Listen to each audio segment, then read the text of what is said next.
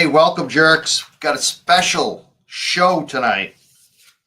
We're talking about a Massachusetts State Police recruit who didn't make it home from training, and his family has a lot of questions. And we've discussed it on the show in the past. We just discussed it the other night with a retired North Carolina highway patrolman. You heard what he had to say. Tonight, we have some special guests to talk about it. We have, first of all, Brian from LTL Media. He's been covering this for a long time. He has the billboards up. He's been a big champion for this family to get answers and to get the support. And I love what Brian's been doing. So we're going to have Brian on the show tonight, as well as his friend from the Massachusetts State Police, retired Todd McGee, who's also spent a lot of time on the shows, mine a couple of times and Brian's a lot of times, talking about Enrique Delgado-Garcia and what the family's going through. And tonight we have a state senator named Michael Moore, who is here tonight. He wrote a letter to the Attorney General about it. I'm bringing all three of these guys up. It's my honor to be hosting this tonight with these three guys. Let's do this. Let's bring up Brian from LTL, Todd McGee, and Senator Michael Moore. Hello, gentlemen. Hello. Good evening. Where do we want to start? Why don't we start with the letter that Senator Michael Moore. Can I jump in one quick statement, Mike? Yes. I love how you start your show where you reference your listeners as the jerks. I'm not so young anymore, though. It was just comical to hear you refer to them that way. They love it. They love they're jerks. We're all jerks. I'm so serious about this tonight, and you're right in on the jokes. I love it. Our chat. I gotta look at our chat. Our chat must be cracking up right now. They are. They are. We are jerks. That's what they're saying. We are jerks. Let me put myself on the bottom of the screen. Oh, this is going to be fun tonight. But it's also a difficult subject because we know there's a family here that lost a loved one, and they're looking for answers. And I just, we got the letter up. Tell us about this letter, why you wrote it, what it means. Well, what it means is that we had someone who, according to the family, when we met with them, his dream was to give back to the community, and in that way was to become a state trooper, and then from there eventually move on to become an attorney, staying active in the community. He started off at the district attorney's office, and everyone loved him there. You don't hear anyone with anything bad to say about this young man. And so the letter is really to try to help the family and all of us. I wouldn't say all of us, but more so the family cope and understand what happened. Law enforcement is a very dangerous job. The training can be dangerous, but as where the state is the trainer, we have to make sure whatever training's done is done appropriate with all the safeguards and is up to date. Now, all of us, even the family, myself, none of us are experts in this field. And when you have a tragedy that takes place, I think it's incumbent upon us, and with our responsibility to our constituents and to the people of Massachusetts, to make sure that a training is appropriate. And by having this investigation and asking for an independent investigator, really is trying to show that we want to make sure that people don't have any doubt when this investigation is done on the accuracy and the truthfulness of this. And I don't mean this to be any disrespect to the state police or anything like that, but sadly, we've all seen what's over the last several years has been a lot of bad publicity. And the last thing we want is to have them conduct it and then a report come out. And if it exonerates the training program or exonerates them, people still may have a question. What was it, a cover-up? So look, let's get it. Let's get the appropriate professionals to investigate it, determine if there was something that was an accident, if there was something that was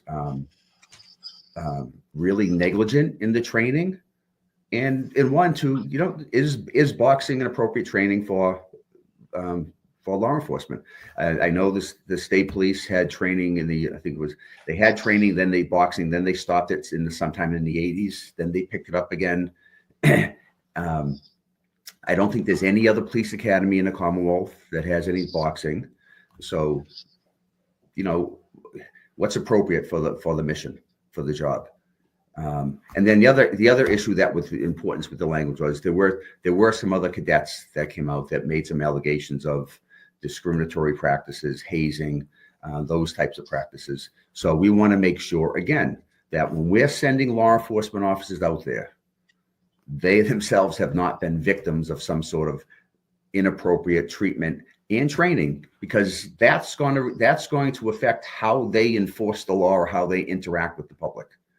So we just, the three of us, myself, Senator Robin Kennedy, and Senator Peter Durant, who represent the areas of Worcester, we have constituents. We have to work with the family, and we empathize with them, and we just want to make sure everything's investigated. We have a responsibility to the public to make sure that nothing is trivialized, and that the family can get some answers. Absolutely. Brian, do you want to comment on any of this? Yeah, I mean, I have to agree with the senator. And by the way, Senator Moore, thank you for joining us this evening. This is a huge step in trying to get justice for Enrique Delgado-Garcia. Myself here, I'm an independent journalist here in the state of Massachusetts. I found out about this case since its inception, back on September 13th when this happened, 172 days ago.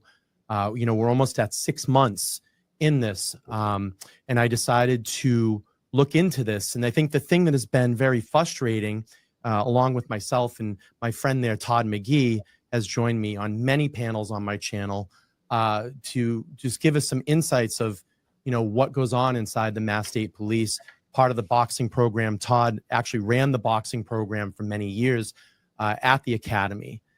For me, it just something didn't sit right in this whole thing. And going back to, like I said, it was very frustrating because there wasn't a lot of information that came out. And if it was something, in my opinion, that was, I guess, cut and dry, and I hate to use that in this situation, I would have felt we would have heard a report at least 2 to 3 weeks.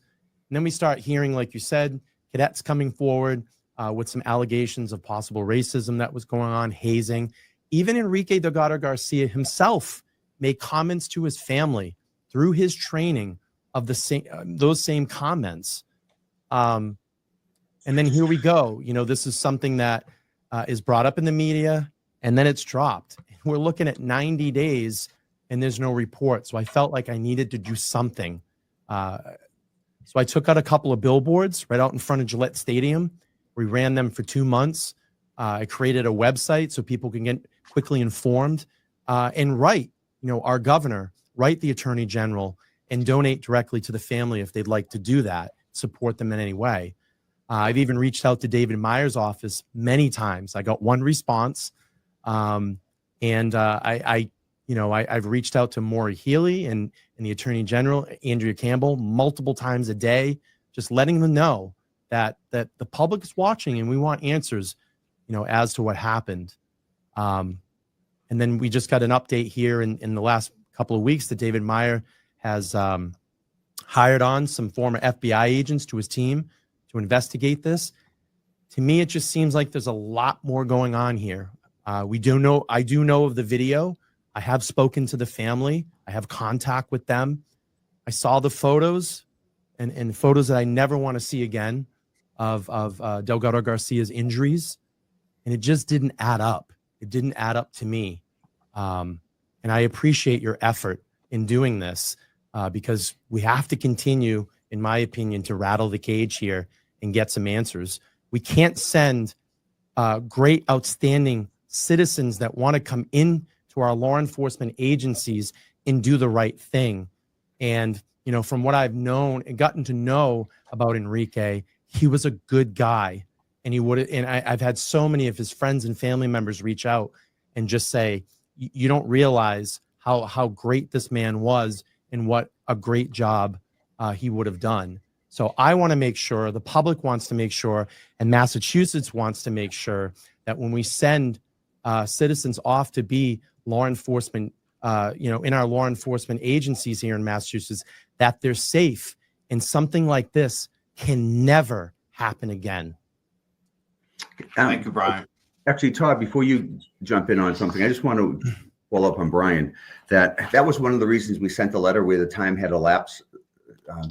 And, you know, when we sent the letter, we knew that we weren't going to get a lot of information back about the investigation, because these investigations can go, if they're looking into the death, it could go to, you know, if there is extreme negligence, it could go to a criminal. There could be civil liability somewhere. And look, and in all due respect to the family and with empathy to them, I'm hoping this investigation comes out where they exonerate everyone so that we know nothing inappropriate happens. But so, you know, so when the AG responded back to us that, you know, they couldn't give us a lot of information, we understood that, but I really thought that they could have given us a little bit more as far as, we haven't even got back yet. Are they just investigating the death, or are they also investigating the culture that went on there? So we're still waiting for that. They said they'd give us some updates as the time goes on. But I agree with you that, you know, the three of us, myself and the other two senators, wanted the AG's office to know that we're not going to let this rest, or we're going to try to stay abreast of what's going on and to make sure the investigation is completed. Sorry, Todd. Todd, yes. Yeah, real quick, and Right. Senator, with all due respect, if there are people that are responsible for this death, they need to be prosecuted to the full extent of the law. This can this can never happen again. I agree with you, but I was just referring to the fact that you know, when they're doing these interviews, people are going to lawyer up. Of course. So that's going to cause a delay in the investigation. If they're looking into the death, well, that I agree that could be a quicker investigation, but if people lawyer up, that's going to slow it down. And if you're looking into the cultural aspect, you know, they may have to go interview another 190 cadets in this class, then maybe go to the previous class to show that there was some sort of pattern of. So, but I totally agree with you. If there's any sort of malice in this, that there should be the appropriate repercussions. Of course. Todd. Yeah, I'll start with it's got to be about transparency and accountability. And Senator, I applaud your efforts along with the others from your district in seeking that level of transparency. Yes, we have to wait for those answers, but at the same time, I think it's really good to know that the public's watching and the public is demanding answers, and the family, they deserve justice. They have a young man that only wanted to do good in life, and that was shared by District Attorney Early in his statement during the press conference. And so, you know, for all these reasons, you know, we need to wait with bated breath on the results of the investigation. As Brian mentioned, I ran the defensive tactics program at the Academy, and I reinstituted the boxing program with the caveat there would be controls built in.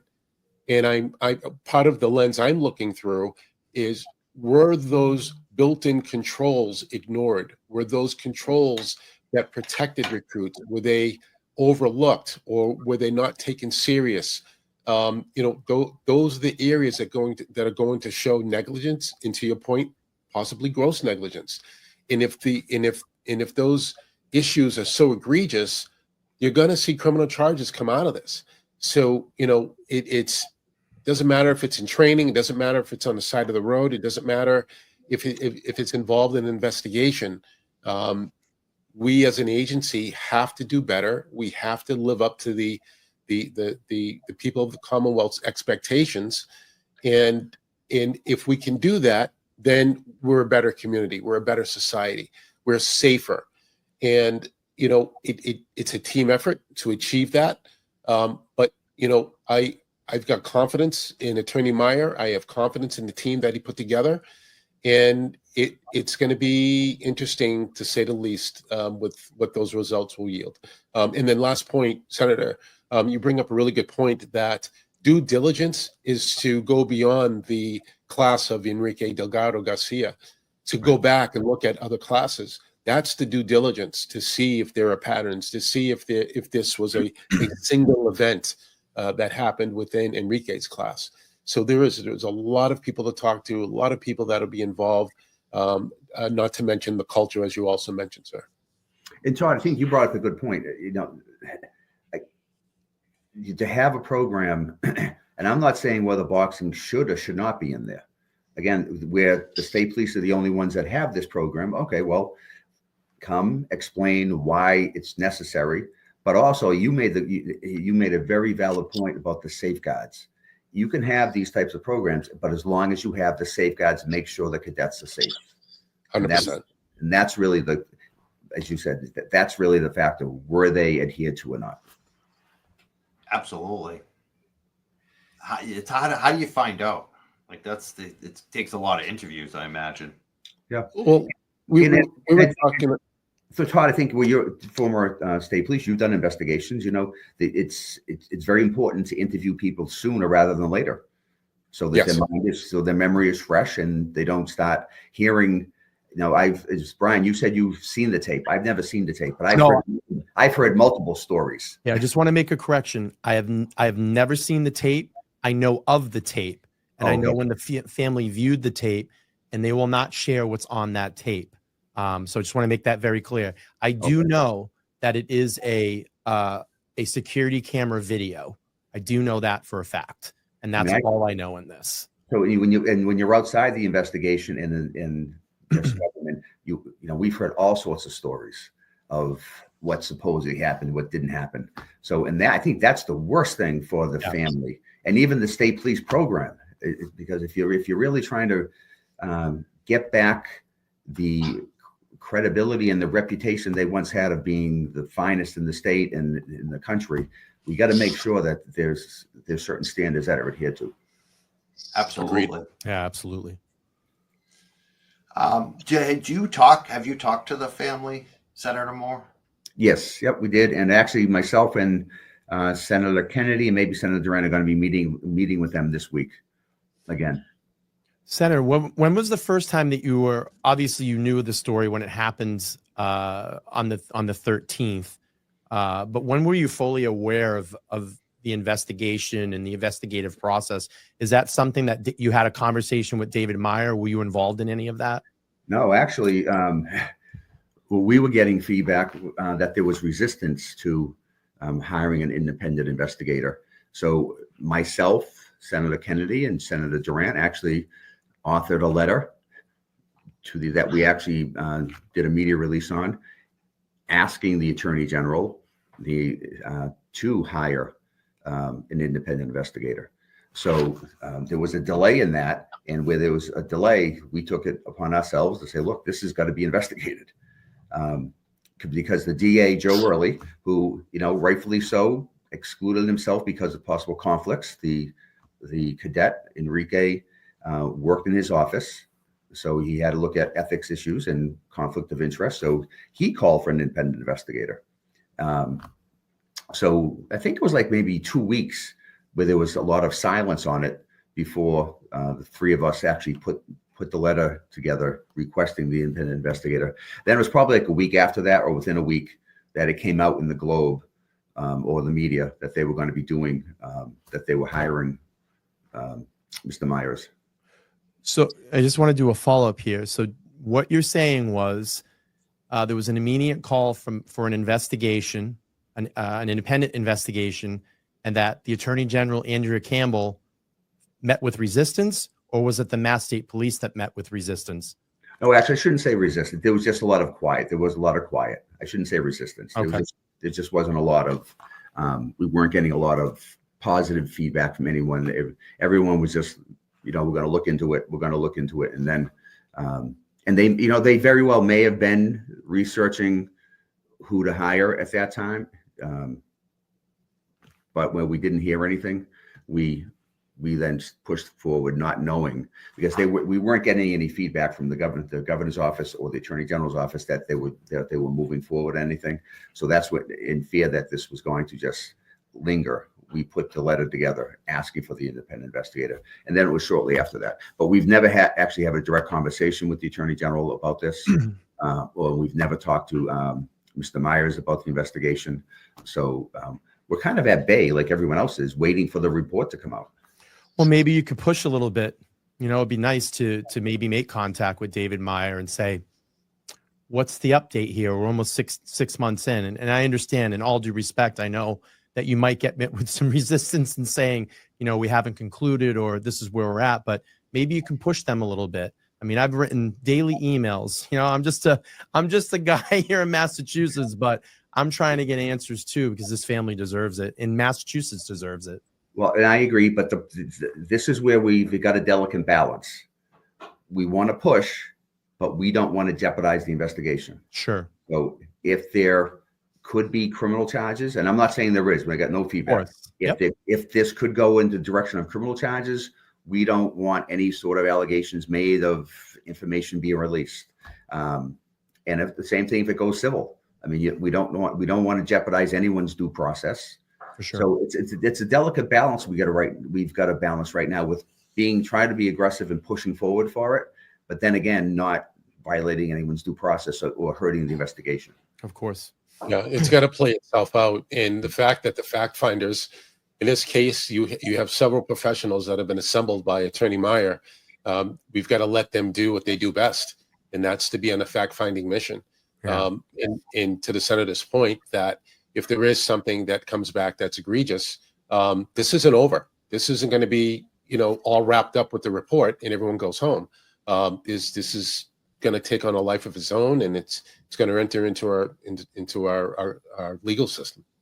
And I'm hoping, again, as we talked about earlier, the death investigation, I think all of us could probably agree that probably would be a quicker investigation than the racial or discriminatory practices there, because that could extend to a lot more interviews. So even getting a separation of that would be very important. And the death certificate to date is still open. There's still no conclusion on the death certificate. Yeah. You know, that's another part of the investigation.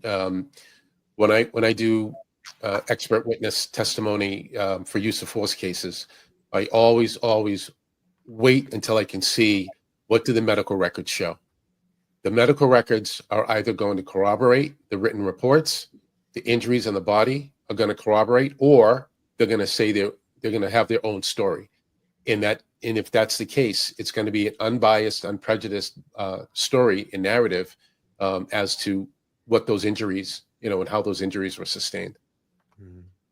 Yeah. I realized I had an audio issue. Brian was telling me in the chat too, private. And I was like, "What's going?" Because I wasn't on mute. It's the new camera. Brian's my tech guy too. My new camera took over the audio. I don't know how that got reset that way. It just StreamYard. Is that AI? Yeah, AI took over and changed the settings. But I figured it out. Do I sound better now, everybody? Much better. Yes. Thank you. I'm sorry I screwed up the show at the beginning. It's fine. But anyways, we're doing great. We have a great panel here. Todd McGee, Brian from LTL. Make sure you follow Brian if you're not already. A lot of people are. We're both streaming on LTL Media and the Young Jerks. You have 40,000 subs yet? No, I'm just gonna cuss. I need 3 subscribers to get to 38,000 tonight. So I think maybe we'll cuss. Yeah. All right, we need 38, and we need 40 too. Like I want to get this Brian from LTL Media to 40,000. Like I don't care if it takes a day or a week. We're here for it because you've been working hard at this, and I really appreciate you being here. And with Todd McGee, your guy, you guys have got like this thing going on. I watch your shows. I love your shows together. I think they're really good. I want to thank Todd McGee for being here and Senator Michael Moore. Do you guys have follow-up questions? I'm sure you do. I Like do. Todd, do you have questions? Because Brian, I know will be here all night because I can tell already. He's gotten a few in. I want to ask Todd, do you have Todd, any questions for the please. state senator or the state senator Moore? Do you have any questions for Brian or Todd? Well, I'll start, Senator Moore. In processing the delicacies of this, could you share more with us, about, if you could, the behind the scenes of, okay, we're going to draft this letter, in knowing the hands that it's going to go through and not really understanding where it's going to end up. How did you process that, you and the other senators? Well, it's really looking at the family, looking at what's going to benefit the family, what they're going through, and also making sure we're not stoking any PR flames. Yeah.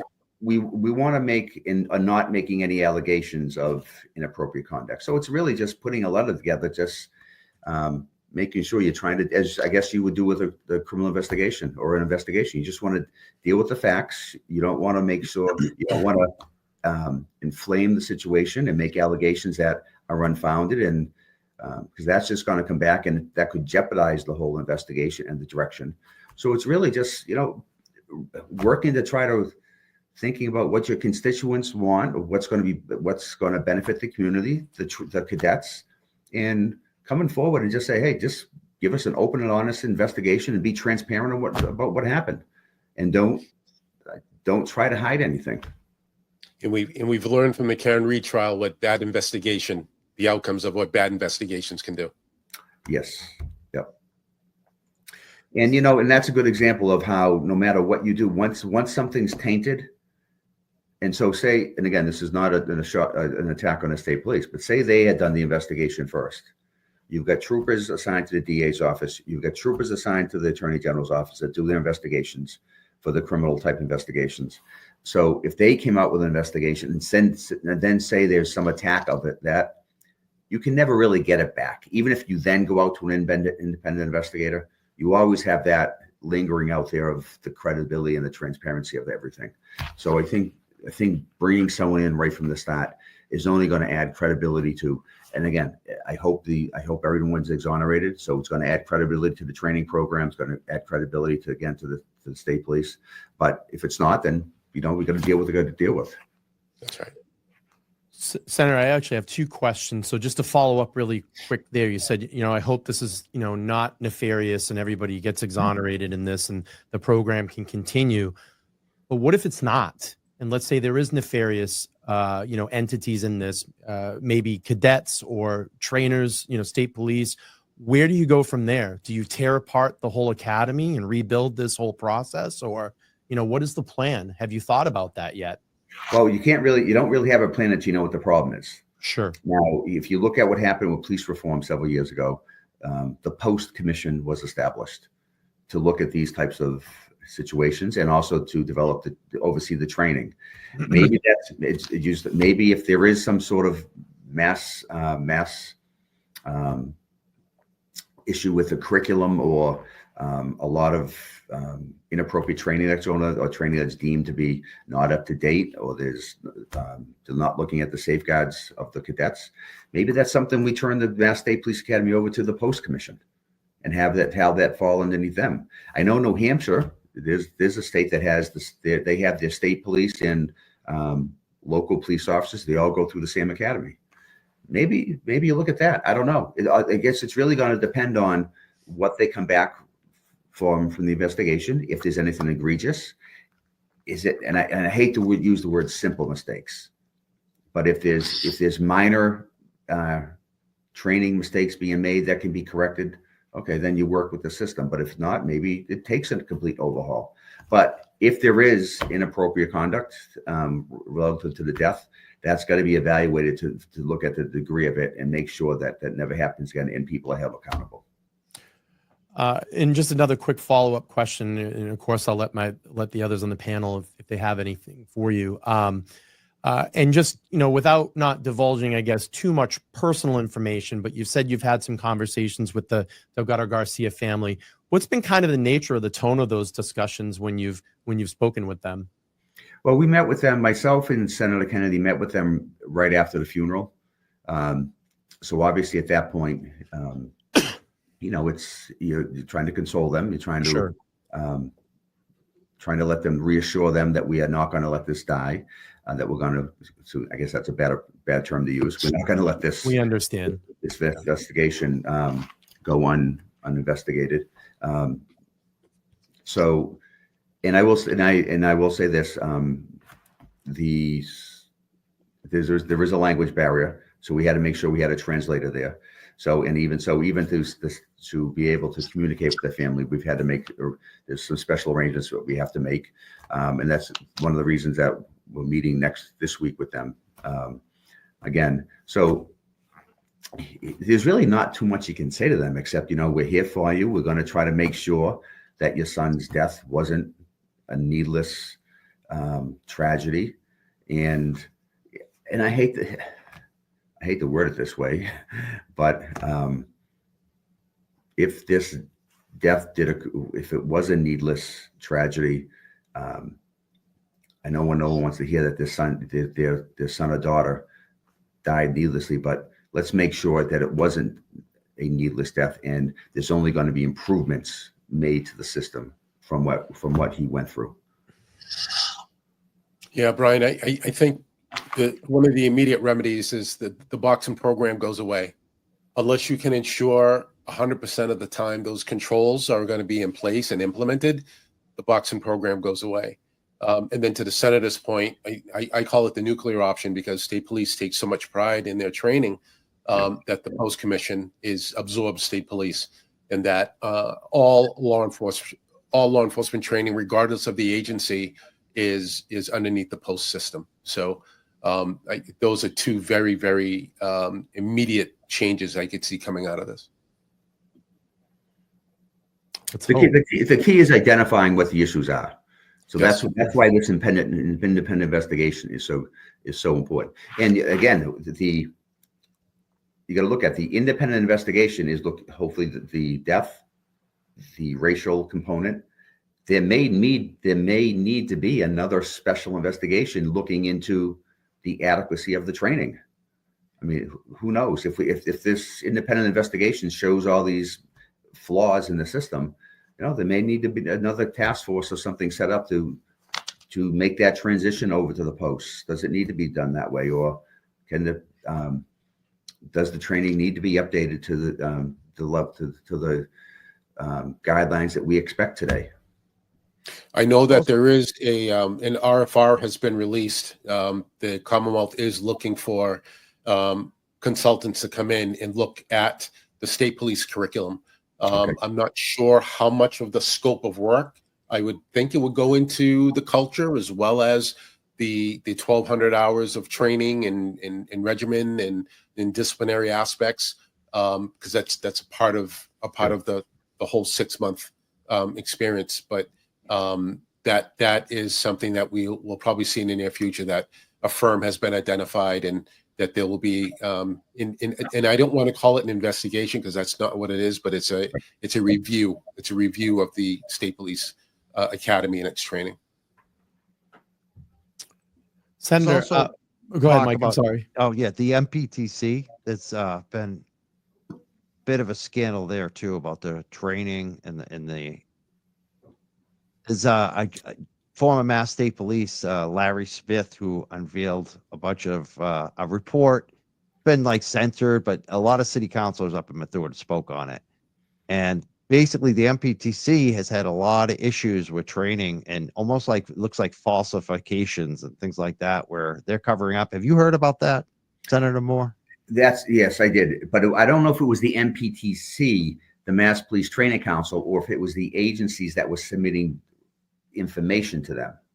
My understanding was I thought the police departments were, I don't want to say falsifying, but whatever the word is. Yeah, I should have so a word. I don't know if it was the MPTC. I think the MPTC helped discover it. I thought it would, and I could be wrong, but I thought it was individual officers of the department that were not submitting the appropriate training records. Yeah, it was around the training records, and they had looked at a number of different agencies. And ultimately, to the senator's point, each police department is required to submit the required training hours. Let's say it's 40 hours of in-service training each year that veteran officers have to go through.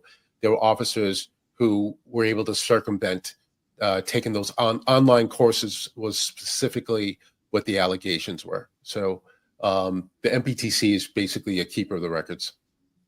Right. So I think that right now, I think the credibility of the MPTC is still there. Now, obviously, if those investigations result to a bigger issue, then that would have to be looked at. But right now, I think that their reputation is still intact. It's what they discovered that was being submitted to them. Senator, any conversations with Colonel Noble on this subject? Have you had any conversations with him at all? And anything that you can fill in, and maybe some of those conversations. I know a lot of that stuff's probably private, but if you could comment, that would be great. Yeah, in all honesty, I am not, and I am very fearful about interjecting myself in something that or someone telling me something that could come back later on. So the colonel was not here at that time. I know he's got to deal with that. So what's going on with these various investigations, or as Todd said, assessments of the training. So no one's really, as far as I know, none of us, and I personally have not sat down with the new colonel and asked for any insight from him, because I just don't want to put him in that type of situation. Ryan, you bring up a good point as far as Colonel Noble goes.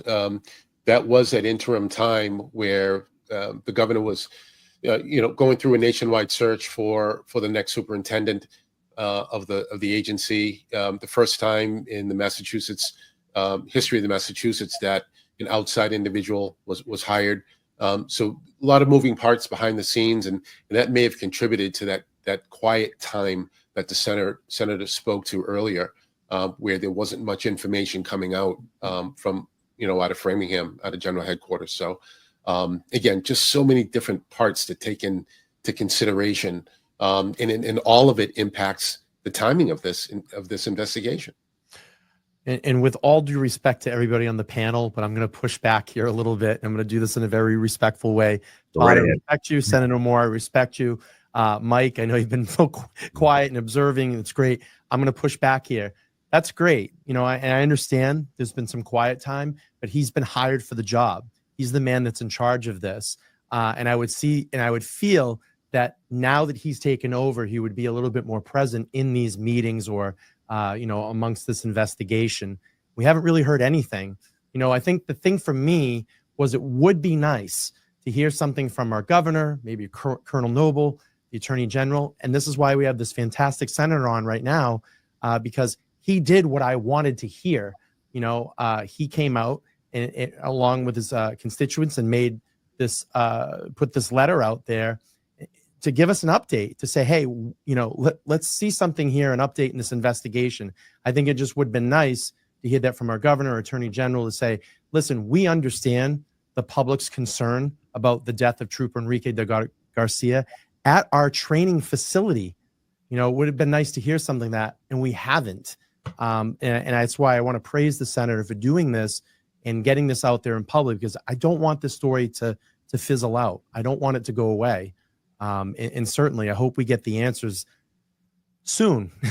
Soon, as much I say soon, but I understand in respect to the investigation, but I just want to get some answers for this family and the citizens of our state.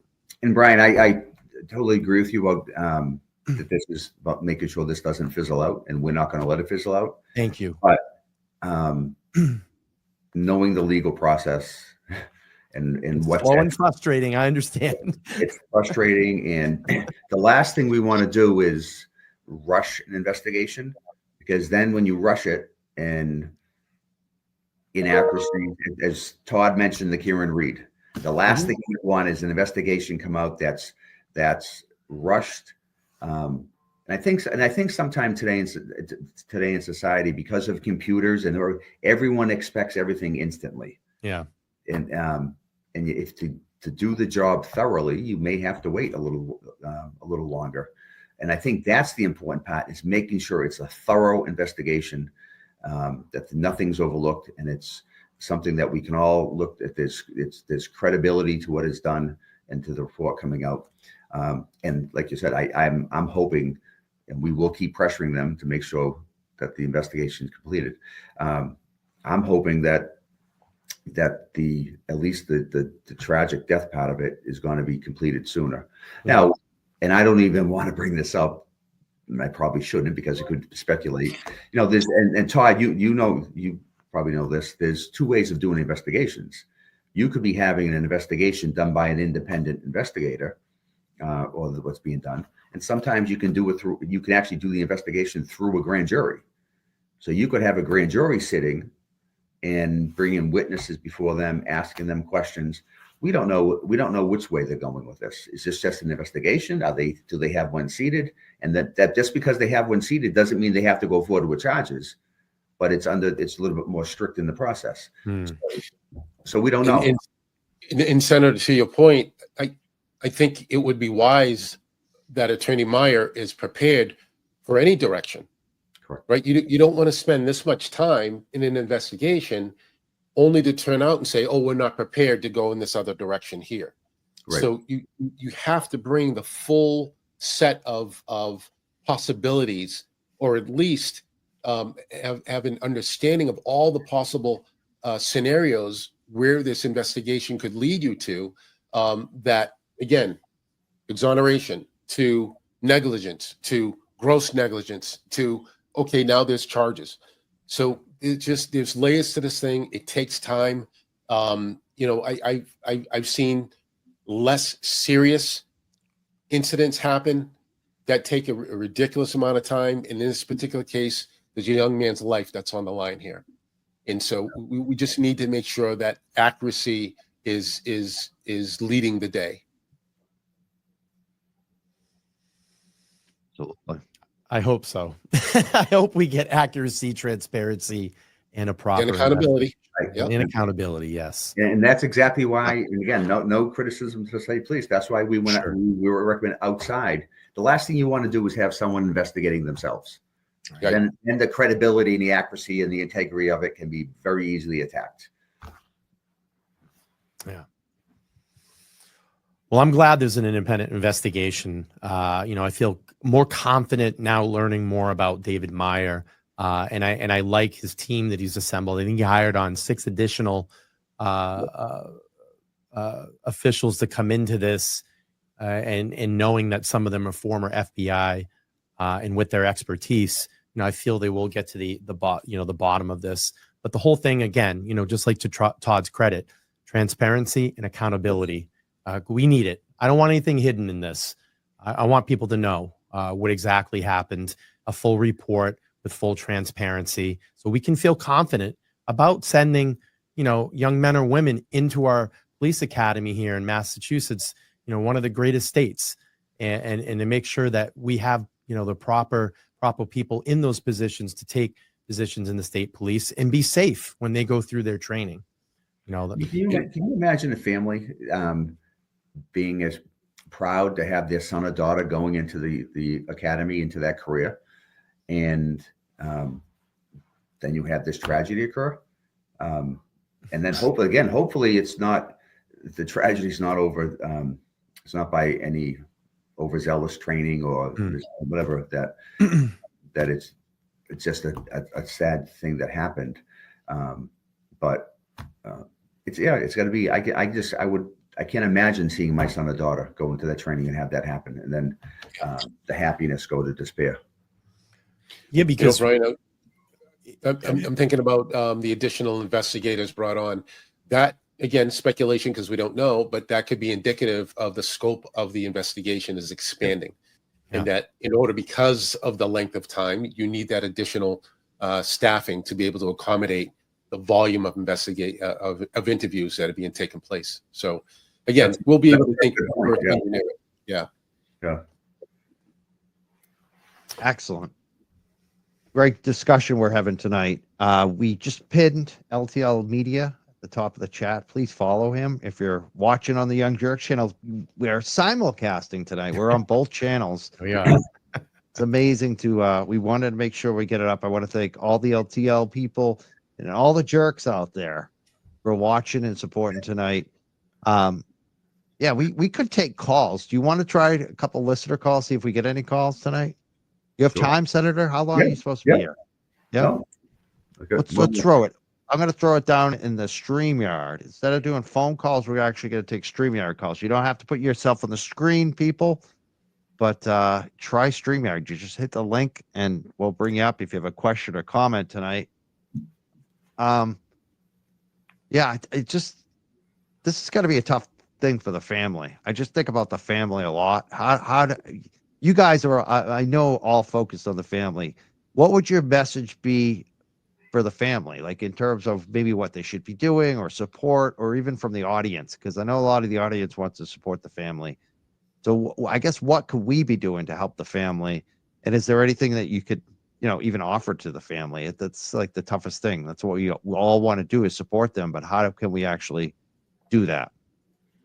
Yeah, that's all. The only thing I can think of is just show the support, whether it's in the media or social media when you have posts go out, or it's really hard. I mean, we can all say we empathize with the family, but until you're in that situation, I mean, how do you really know the pain that they're going through? So I think it's just being there and making sure that if the family's in need of something, if they've try to offer you support.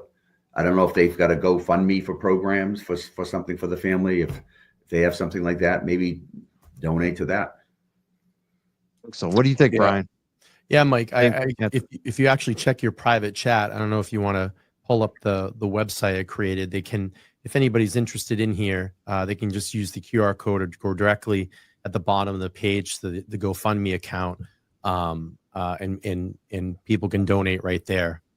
Would be really great. And again, I'm going to start putting this together here probably in the next few weeks or next couple of months, and we're going to get another billboard up somewhere and keep bringing awareness to this, because as I was saying earlier, I don't want this to fizzle out. I want people to know about this. I want people to remember until we get the full answers as to what happened to Trooper Enrique Delgado-Garcia. There it is on the screen. Thank you so much, Brian. Yeah, Actually, one thing people could do is, email the Attorney General's office.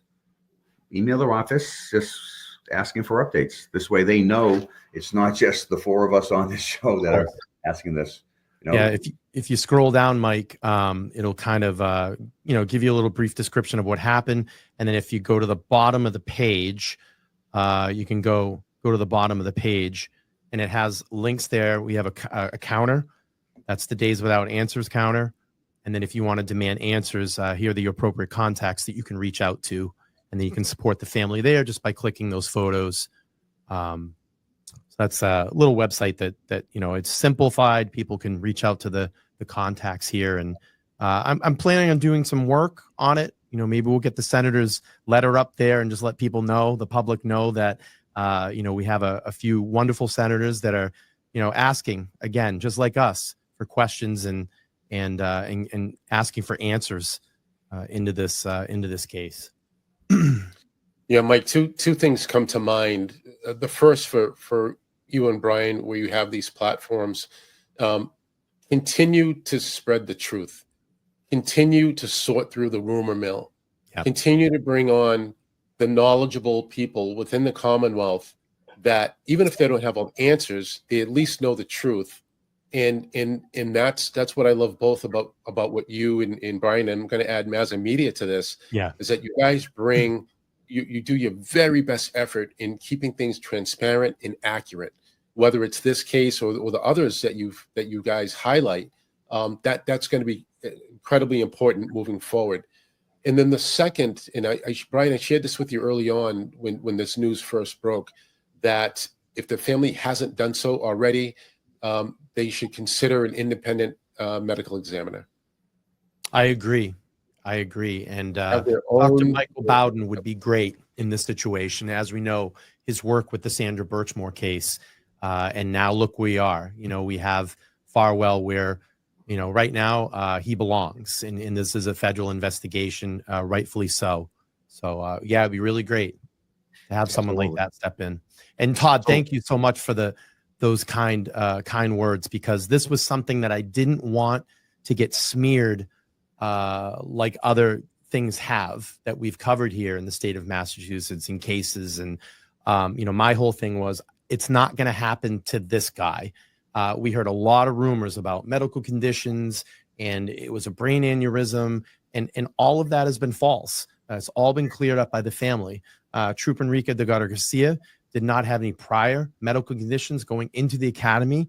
He was cleared by his physician to join the academy and participate full contact. So we know that he was an avid runner, and his physical condition was up to the standard of the Mass State Police to join. So there was a lot of that going around, and I just felt like, not this time. We're going to squash that. We're going to look into it. We're going to get direct answers from the family and keep the record straight here with the information that we can source and the information that's been, put out to the public through the media, like ourselves, Mike, myself, Mazza Media, and, who we call the mainstream media, the local media sources. Todd, We can also, yeah, Todd, can I ask a question? oh, go ahead. And it just came to me as Brian was talking. When you had said you helped bring back the program, but with guidelines, why was, can I just, your opinion, why was boxing brought back, and what did it replace? Was it a self-defense class that it replaced, or was it? Yeah, so just kind of the history, the boxing program at its inception never had any goals and objectives. It was a time in the academy where usually the largest recruit was matched up against the smallest recruit, and then there would be a crunch. And it was more of an entertainment value than an actual learning outcome. Okay. So when there was we were having discussions about bringing the boxing program back, it was agreed that it should not be brought back under its own set of guidelines and curriculum. It had to be brought back under an existing program. The one that made sense was the defensive tactics curriculum. That's where I come in. I was a coordinator. Okay. I said, okay, if we bring it back, there has to be controls. Brian brought up Enrique's medical condition, that he was a healthy 20-something-year-old young man. Along with his medical condition, the medical unit at the State Police Academy had to clear each and every recruit in order to participate in the boxing exercises. If they were compromised in any way, they were not allowed to participate. If there was a recruit that had prior boxing experience to the level of golden gloves, amateur level of boxing, they were not allowed to participate, because what's the objective? They Right. already have the skill set, right? Yeah. They've already been in some type of controlled confrontation. Our motivation for bringing back the boxing program was to ensure that recruits, the first time that they got into some type of a conflict, was not out in the street with a gun and a baton and pepper spray around their waist, and either they overreact and they use excessive force because they panic, or they cower away and get themselves hurt because they don't know how to defend themselves. So I guess along that line, so why not a self-defense moves rather than boxing? And even with the self-defense moves, there's no impact. It's you go, then I go. You practice a technique, then I practice a technique. In moving to the confrontation part of it, it was a controlled confrontation, 1 2-minute rounds, and that was it. No one's hand gets raised at the end. The objective was not to see a winner. The objective was to go through the exercise. Okay. So again, if you can't guarantee those controls, the boxing program, it will be no longer. And I think that's on at least the pathway I see, that this is going to be one of the remedies. Okay. Thank you. My pleasure. Dollar. He's a retired law enforcement officer, North Carolina State Highway Patrolman. Let's bring him up and see what he's got for us tonight. Hey, Mike. How you doing, sir? Thanks for having me. Can you hear me? Yes, we can. You're live on the show. What do you have for us tonight? We have boxing in our academy, and the reason we have it is some people has never gotten a fight. So what we did 30 years ago is we boxed 2 3-minute rounds, and we were matched up people to our size and weight and all that. So if you stop punching, the clock stopped. So we had a doctor present, and I believe they even recorded it. But anyway, I wanna ask the senator a question. Have y'all thought about going behind closed doors? I know most of y'all are in charge of committees and all. Go behind closed doors and ask the lead investigator where he's at, because he's getting paid by the taxpayers. How many days a week is he working on it? I mean, I would think y'all would want to get him behind closed doors and ask him, where you at on this investigation? I mean, it's been since September. I mean, how long is it going to go? Well, that's what we did, the goal of the letter. But the legislature right now, with the constitutional office, which is separate from the legislature, is the attorney general. So the questions that you're asking, those are something that David Myers, the independent investigator, they would be dealing with the attorney general, and the attorney general hopefully is asking those questions. That's why we sent our letter to her as the intermediary, where they're overseeing the independent investigator. And as you know, we having direct contact with legislators, all you need is the independent investigators to make one accidental mistake, or a statement gets said and it's in the media. So it's really trying to protect the integrity of this, that we are going to the attorney general, who's overseeing it, and making sure she is doing just what you're saying. Okay, I'll say this. I'll let somebody else call in. It's hard for me to believe that a cadet died, and it took 2 weeks to start an investigation or whatever. We had a cadet here died in 1988 through boxing, and they done an autopsy, and he had a heart condition. They were in there the very minute he was knocked down. They went to the hospital, and within 30 to 45 days, they completed the investigation. So I ain't saying that they're dragging their feet here, but I think they need to pick it up a little bit, I don't disagree with you. So, and that's why we're reaching out. And when I say the 2 weeks, that was the 2 weeks on getting an independent investigator. Just as you're saying, obviously upon the death, the body was then being transported to a state medical examiner. Those types of investigation had already started, but any sort of, I don't want to say a criminal investigation, but an overall investigation, because it was within the district attorney of Worcester's jurisdiction. We had the issue of a conflict of interest, because the cadet had worked for him, lived in his area, and also then his investigators were the state police. So normally the DA's office would have been in there much sooner, but because he was trying to maintain some ethical values in position, so that there couldn't be any sort of conflict claims, that may have delayed what normally would have been a quicker investigation. Right. Okay. All right. I appreciate it. Thanks, sir. You're welcome. Thank you, Carolina. Good call. Yeah, good call. Yeah, Great perfect. Call. So we've been live for a little while now, over an hour. Do you guys have any final questions or thoughts that you even want to bring up tonight? Brian's probably got about 10 more, so we can go to Brian first. And what do you got, Brian? And then we can think about Todd and Senator Moore. Of course. Again, Mike, thank you for hosting this. Todd McGee, of course, a great friend of mine. We've had come together through the cases that we have discussed here, and he's been a great contributor to my channel. So my hat's off to you, sir. I don't have my hat on today, but my hat's off to you. Senator Moore, thank you so much for taking the time and being on this panel with us, being transparent, and thank you for raising awareness and kind of, I always say, like, rattling the cage, writing that letter, making it public, because when I heard about this, it just put a smile on my face, because it's everything that I've been trying to do here.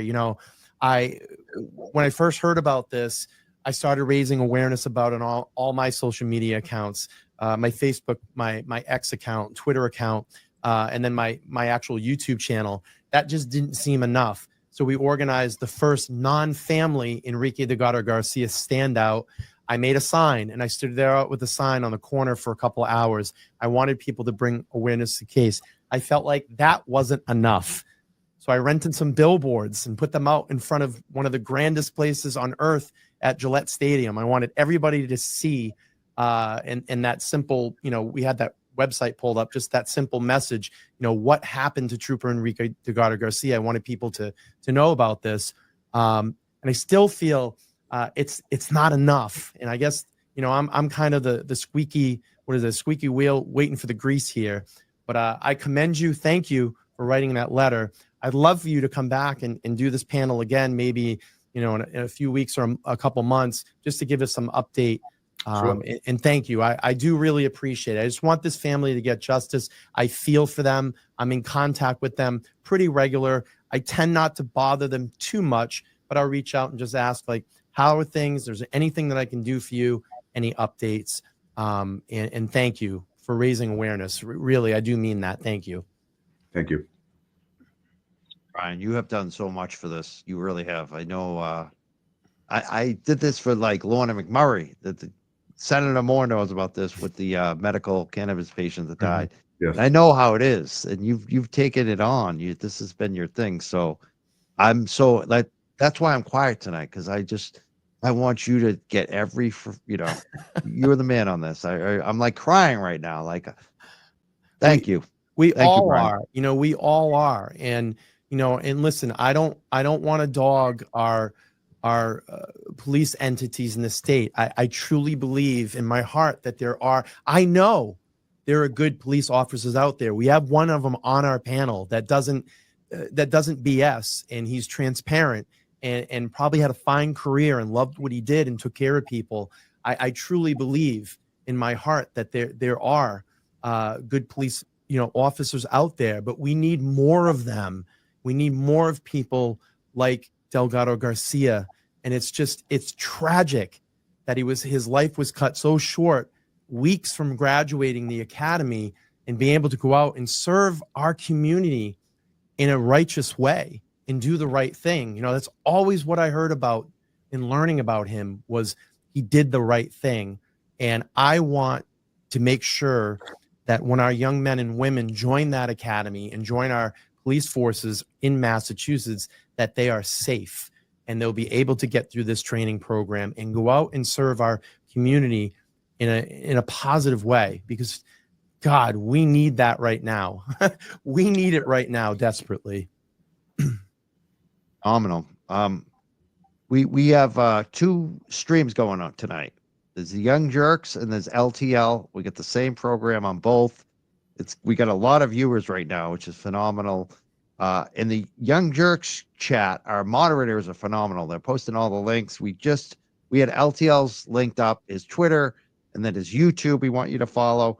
They've also been throwing in the links to the state senator's page, so you can find all information to contact him, as well as Todd McGee's company.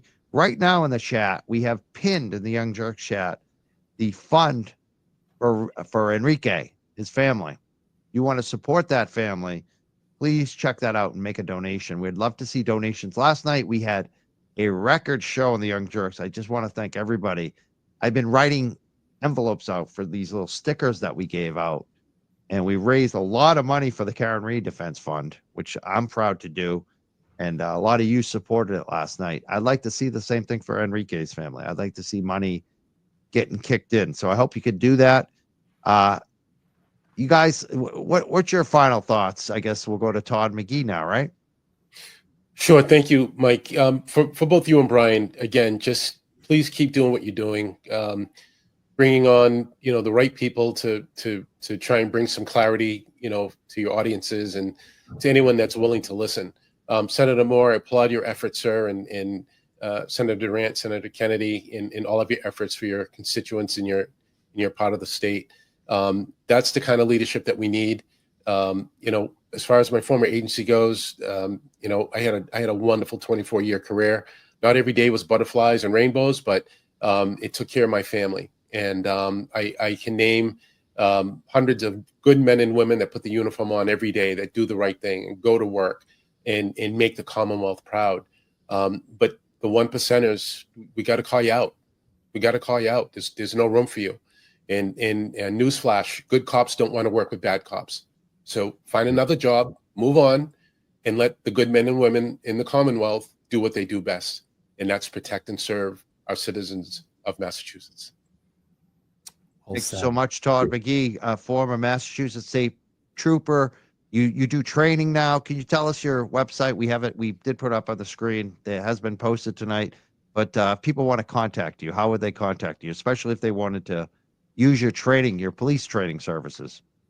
Yeah, you can find me easy enough on LinkedIn. Todd McGee on the LinkedIn platform, as well as my website, 508group.com. Certainly willing to share any thoughts I can for anyone in need. But again, just happy to be here on this platform, both LTL Media and Young Jerks. Thank you so much. Thank you, Todd. And Senator Michael Moore, what would your final thoughts be tonight?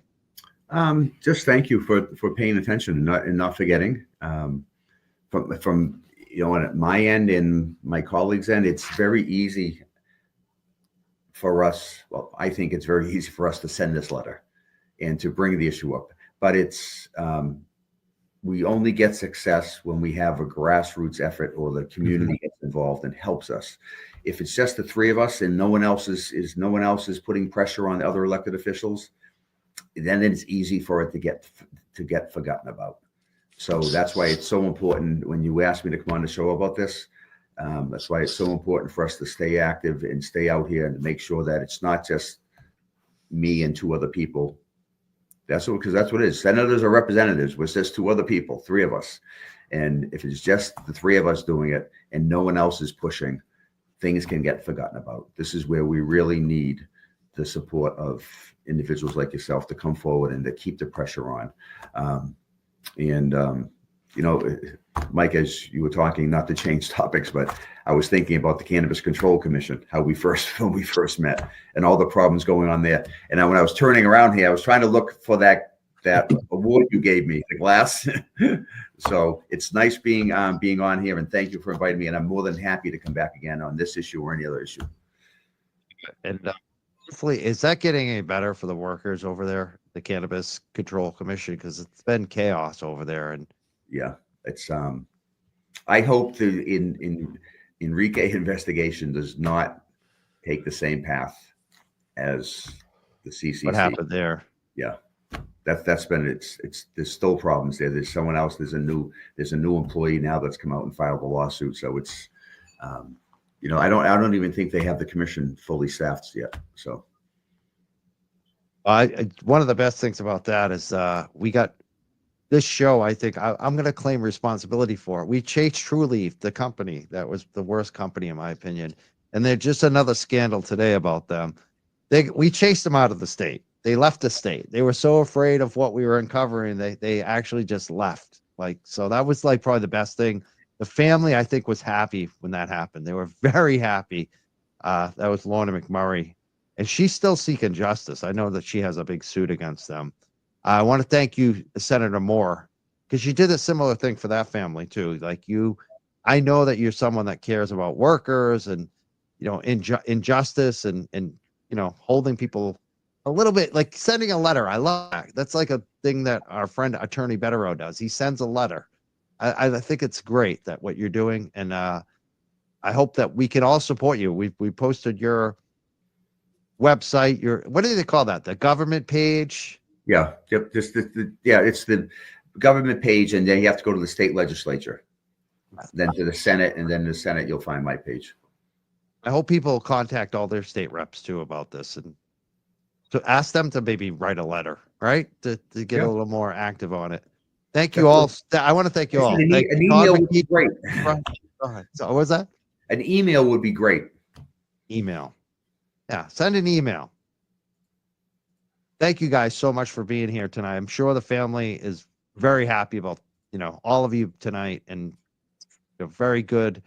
All the people watching, and congratulations to Brian. We did get you over 38,000, right? Thank you. Good job. Thank you. Everyone needs to support Brian. Brian kicks in. That's what I love about Brian. Brian, you throw down all the time for the community and people, and I just really appreciate you. You too, Todd McGee, and you too, Senator Moore. This is what I loved about the show tonight, and I hope you guys have a great night. Thank you so much for being here, guys. Thank you. Thank you. Thank you. Good night. We're the Young Jerks. I think we're gonna head out now. I just want to acknowledge any super chats that came in. And again, I want to make sure that you do follow Brian from LTL. Make sure you're following his YouTube. Thank you so much, Jersey Jen, tonight. Thank you, Nikki. These are on the Young Jerks super chats tonight. Michelle. I want to thank MJ. Thank you all for the super chats tonight. And I just want to make sure that if you're watching the Young Jerks, we have a show on Wednesday night. Young Jerks Wednesday night. We have a big show. We have an attorney, Carl Steinbeck, coming back on the show. A criminal defense attorney, former prosecutor, also involved in military law. He's a very serious person. This will be his second time coming back on the show. Tomorrow, definitely going to be broadcasting the Karen Reed court dates tomorrow morning, 9 a.m. Also, later tomorrow night, we'll also be live covering the Canton Select Board and live streaming. I'm going to have Boston Mike on here. We're going to have a conversation about Canton Select Board, the election. So there's a lot happening. Make sure you subscribe, follow, and like the Young Jerks and LTL. He's got a lot of shows upcoming as well. Make sure you check them out. And Mazza Media. I think the three of us, if you gotta subscribe to me, you gotta subscribe to all of them too. Thank you so much for everything you all have been doing, watching, supporting. We're gonna have a good week and a good year. Let's continue to do what we do. Thank you so much, everyone. Have a great night.